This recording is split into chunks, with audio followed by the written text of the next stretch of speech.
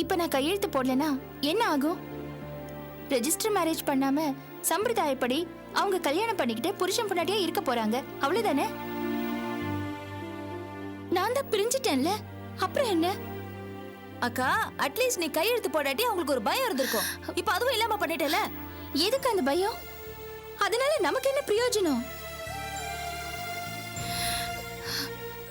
எனக்கு பிடிக்காத, நான் வெறுத்து ஒதுக்கி விலக நினைக்கிறேன் ஒரு உறவுல இருந்து என்ன நான் துண்டிச்சுக்க விரும்புறேன். இந்த கையெழுத்து அதுக்கு ஹெல்ப் பண்ணுது, அவ்வளவுதான். அக்கா, நான் கேக்குறது என்ன தெரியுமா? நீ ஏன் அவங்க கூப்பிட்டுதான் ஓடி போய் கையெழுத்து போடணும்? நீ என்ன அவங்க வச்ச ஆளா? நீ கையெழுத்து போடலங்கிற பயம் கவலை அவங்களுக்கு வரட்டுமே, டென்ஷன் படட்டும்க்கா. நமக்கு என்ன வந்துச்சு? அக்கா, அவங்க சங்கடப்படணும். இந்த சின்ன தண்டனை கூட நம்ம கொடுக்கலன்னா எப்படி? ஆனந்தி, அது பெரிய விஷயம் இல்ல. அவங்கள வேதனைப்படுத்தலாம், டென்ஷன் கொடுக்கலாம், அதெல்லாம் எனக்கு ரொம்ப ஈஸி. அவங்க கண்ணுல விரல் விட்டு ஆட்ட முடியும். ஆனா எதுக்கு அது நமக்கு? அவங்க என்ன திறந்து போறாங்களா? அது இந்த ஜென்மத்துல நடக்காது. அதுவும் அந்த பாஸ்கரை பத்தி எனக்கு நல்லா தெரியும். அவரை லேசா சீனா கூட ஒரு மிருகம் மாதிரி அவர் மாறிடுவாரு. ஆமா ஆனந்தி, அவரை பத்தி எனக்கு நல்லா தெரியும். நீ அவரை தள்ளி வச்சுதான் பாத்திருக்க, ஆனா நான் அவர் கூட வாழ்ந்திருக்கேன். கோவம் வந்தா அவரோட குணம் எவ்வளவு மோசமாகும்னு எனக்கு தான் தெரியும். அப்போ நீ அந்த ஆளுக்கு பயப்படுறியா? இதுக்கு பேர் பயம் இல்ல ஆனந்தி. சரி, இப்போ உன்னை எடுத்துக்க. அந்த கார்த்திக் உன்னை எவ்வளவு தூரம் டார்ச்சர் பண்ணா? ஆபீஸ்ல, வெளியில, அங்கே இங்கேன்னு எவ்வளவு தூரம் உன்னை டிஸ்டர்ப் பண்ணா? ஆனா நீ அதெல்லாம் உன் மனசுக்குள்ள வச்சு போட்டிக்கல. ஏன் சொல்ல ஆனந்தி, அது மட்டும் ஏன்? ஏன்னா சில விஷயங்களை நம்ம யோசிச்சுதான் செய்யணும். அந்த கார்த்திக் கடைசியில உன்னை கோர்ட் வரைக்கும் கொண்டு வந்து நிறுத்திட்டான். இந்த பாஸ்கர் என்ன இந்த கட்டத்துக்கு கொண்டு வந்து விட்டுட்டான். That's all. கையெழுத்து போட்டுட்டு எல்லாம் முடிஞ்சிருச்சுன்னு நான் வந்துட்டேன். இல்லக்கா, நான் ப்ளீஸ் ஆனந்தி, எனக்கு இந்த வாழ்க்கை பிடிக்கல. அது அதுவா வலிய வந்து என்ன பிரிஞ்சிடுன்னு சொல்லும் போது நான் ஏன் தயங்கணும்?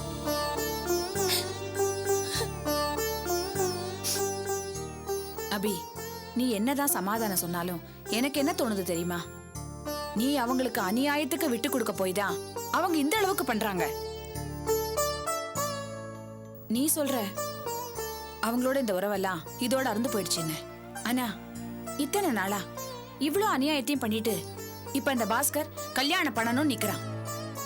ஆனா அதுல நீ பாதிக்கப்பட்டு நிக்கிற. இதே மாதிரிதான் சிங்கப்பூர்ல இருந்து வரும்னு போய் சொல்லிட்டு என் பொண்ணோட வாழ்க்கைய ஒருத்த நாசம் பண்ணிட்டு போயிட்டான். அவளும் இப்ப பாதிக்கப்பட்டு நிக்கிறா. எப்படி அதெல்லாம் கொடுமையா இருக்கு. கெட்டவங்க எல்லாம் சேர்ந்து ஆட்டம் போடுறாங்க, ஆனா அவங்கள தண்டனை அனுபவிக்க வேண்டாமா? சித்தி சொல்றதாங்க கரெக்ட். அப்போ அவங்க பண்ற தப்புக்குள்ள தண்டனையே கிடையாதா? அப்படியே விட்டுற வேண்டியதானா? எனக்கு வர ஆத்திரத்துக்கு அவனை வெட்டி பலி போட்டுருவேன். ஏய், நான் ஒன்னு சொல்றேன். மிருகத்துக்கு 5 அறிவு. அதை பார்த்து நம்ம ஒதுங்கி போறதா நல்லது. மிருகத்தை வதம் பண்றதோ அதை அடிக்கிறதோ பெரிய விஷயம் இல்ல.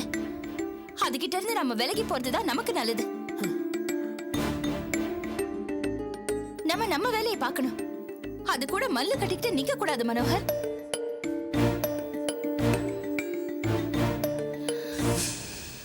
இப்ப நான் கையெழுத்து போட்டது அதுக்குதான், விலகி போறதுக்கு தான். அதெல்லாம் சரி அபி. பாஸ்கர் எல்லாத்தையும் சிரிச்சுக்கிட்டே பண்ணிக்கிட்டு இருக்கான். நாம அத கண்ணீர் விட்டு வேடிக்கை பார்த்துக்கிட்டு இருக்கோம். இது என்ன நியாயம்? இது எந்த விதத்துல சரி சொல்லு? சித்தி, லைஃப்ல சில சமயம் இப்படிதான் நடக்கும்.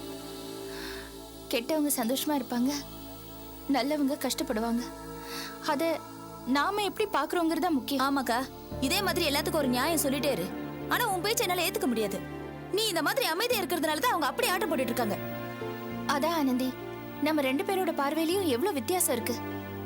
நீ அந்த கார்த்திக் விஷயத்துல ஒரு எல்லை வரைக்கும் பொறுமையா இருந்தல்ல, அது மாதிரிதான். எல்லாமே பாக்குறவங்களோட மனசை பொறுத்துதான். பிரச்சனைகள் மாறும். நான் முற்றுப்புள்ளி வச்ச ஒரு விஷயத்த நீங்க தொடர்ந்து நினைச்சுக்கிட்டு அதையே பேசிட்டு இருக்கீங்க.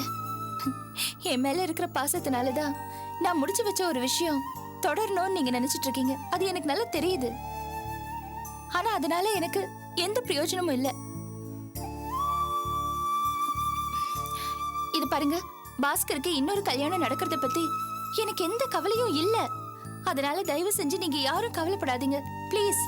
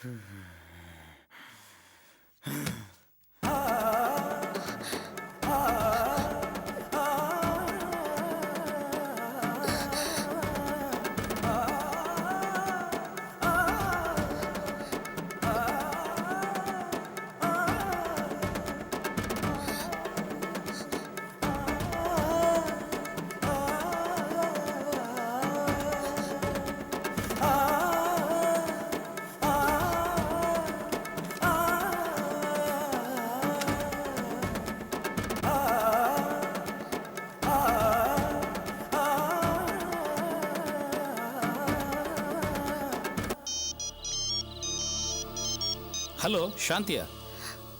ஆமா நான் தான். சொல்லுங்க சாந்தி. என்ன தங்க சொல்றது, நானே கொலை நடுங்கி போயிருக்கேன்.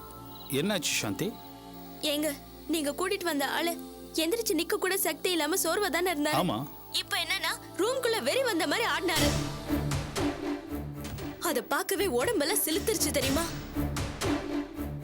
பைத்தியம் பிடிச்ச மாதிரி ஆடி அந்த ஆள் கீழே விழுந்து கிடக்குறாரு. நான் தெரியாம தான் கேக்குறேன், அந்த ஆளுக்கு என்ன பைத்தியமா? சாந்தி, நீங்க ஒன்றும் பயப்படாதீங்க, நான் இப்பவே கிளம்பி வரேன்.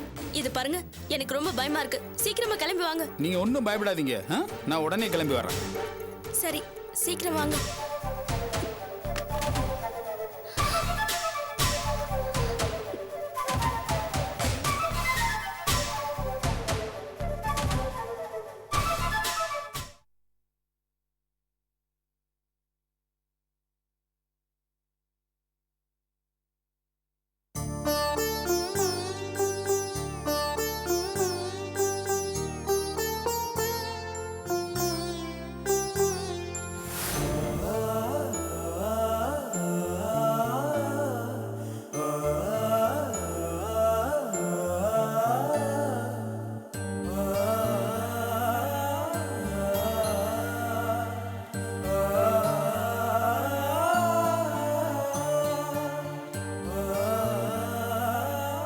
அவை பணத்தோட வீட்டுக்கு வா, இல்ல இங்கே இரு, புரிஞ்சுதா?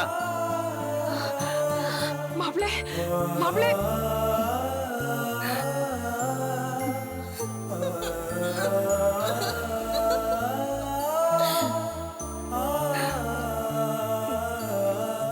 உன் வாழ்க்கை இனியாவது நல்லா இருக்கணும்னா உன் தாலிய உண்டியல்ல காணிக்கையா செலுத்திடலாம் அபி.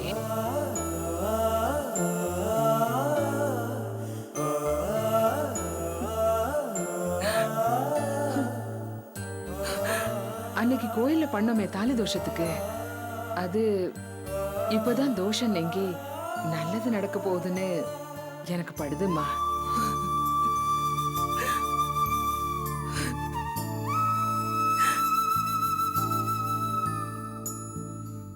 நீ எதுக்கு இங்க வந்த? அதுக்கு முதல்ல பதில் சொல்லு. ஒண்ணும் இல்ல, ஹாஸ்பிடலுக்கு பணம் கொடுத்தாங்க, அதை திருப்பி கொடுத்துட்டு போலாம் தான் வந்தேன். இங்க இருந்து நேரா கிளம்பி ரெஜிஸ்டர் ஆபீஸ்க்கு தான் போனேன். நான் கையெழுத்து போட்டுட்டு வந்துட்டேன்.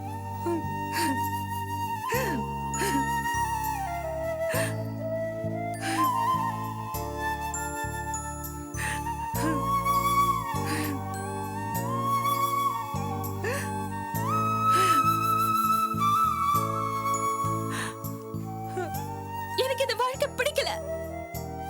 அது அதுவா வலிய வந்து என்ன பிரிஞ்சிடுன்னு சொல்லும்போது நான் ஏன் தயங்கணும்?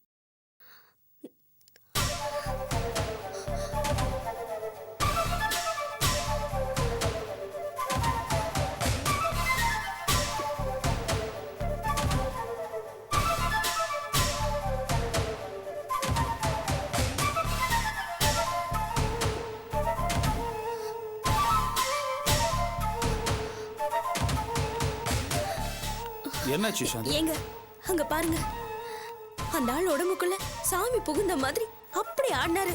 பார்க்கவே பயமா இருந்துச்சு.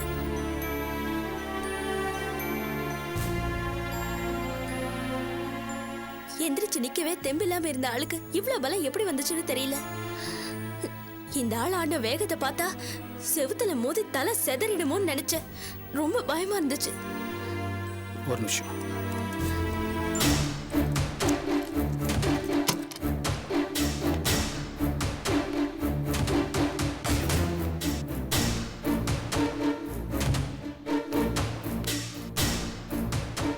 மிஸ்டர் உபேந்திரா,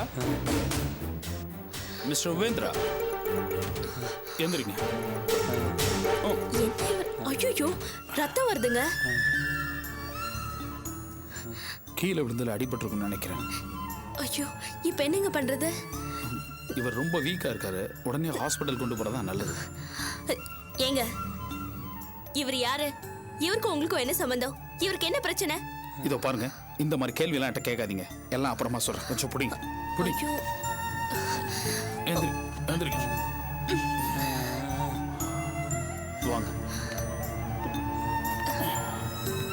பார்த்து நீங்க இருங்க, நான் போயிட்டு வந்துடுறேன். பார்த்து மெதுவா.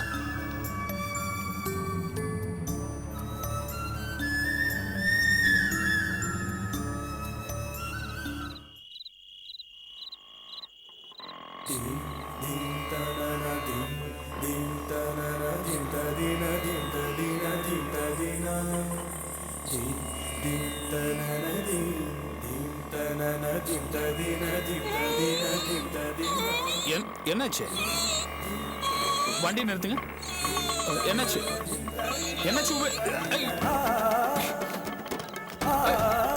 உபேந்திரா, உபேந்திரா நில்லுங்க. உபேந்திரா நில்லுங்க. உபேந்திரா, உபேந்திரா.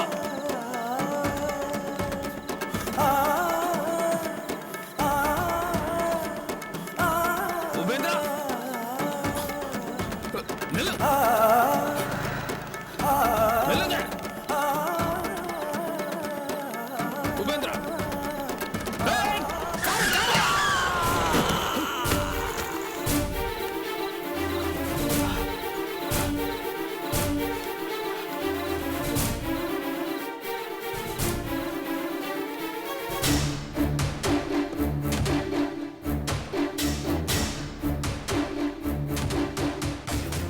என்ன சார்? யார் சார் இவன்? ஆளே ஒரு டைப்பா இருக்கான். ஆமா, அவன் ஒரு டைப்பான ஆளு தான். என்ன சார் பிரச்சனை? இவன் தான் பிரச்சனையே மாதிரி. இவன் வெளியில போனான்னா அனாவசியமா நிறைய பிரச்சனைகள் வரும். அப்படியா? ஆமா, அதனால இவன் வெளியில போக கூடாது, இங்கேயே இருக்கணும். இவனை நீங்க கவனமா கண்காணிக்கணும். அதனால தான் உங்களை கூப்பிட்டேன். இந்த விஷயத்துல உங்க உதவி அவசியம் வேணும். ஜாக்கிரதையா பாத்துக்கங்க. சார் என்ன சார் நீங்க கொசு அடிக்கிறதுக்கு மிலிட்டரி கூப்பிடுற மாதிரி இருக்கு. இவன் தானா எழுந்து நடக்கிறதே கஷ்டப்படுவான் போல இருக்கு. உடம்புல தெம்பே இல்ல சார். இவனை பாத்துக்கிறது ஒன்றும் பெரிய விஷயமே இல்ல. அப்படி ஈஸியா நினைச்சிடாதீங்க மாதிரி. இன்னைக்கு திடுதிப்புன்னு ஓடி பெரிய பிரச்சனையை உண்டு பண்ணிட்டான். நீங்க கொஞ்சம் கவனமா இருக்கணும். சார் ஆள் ஏற்கனவே வீக்கா இருக்கான். இதுல வேற அடிபட்டு இருக்கு. இவன் கிடக்கிறத பார்த்தா போய் சேர்ந்தாலும் சேர்ந்துருவான் போல இருக்கே சார். சேச்சே, அப்படியெல்லாம் ஆகாது. இப்போ இருக்கிற சூழ்நிலையில் இவனை டாக்டர்கிட்டயோ ஹாஸ்பிட்டலுக்கோ கூட்டு போக முடியாது. இப்போ வரும்பொழுது தான் நானே மருந்து வாங்கி கொடுத்து கட்டி இவனை கொண்டு வந்தேன். நீங்கள் கொஞ்சம் கவனமாக பார்த்துக்கோங்க. அவன் வீக்காக இருக்கான்னு தயவு செய்து அலட்சியமாக இருந்துடாதீங்க. சார் நீங்க கவலை விடுங்க சார். அவன் ஒரு இன்ச்சு கூட நகர முடியாதபடி நாங்க பாத்துக்கிறோம். நீங்க டென்ஷன் இல்லாம உங்க வேலையை போய் பாருங்க சார். சரி, ஓகே, கொஞ்சம் பத்திரமா பார்த்துக்கோங்க. ஆ இந்தாங்க, செலவுக்கு வச்சுக்கோங்க. Thanks sir.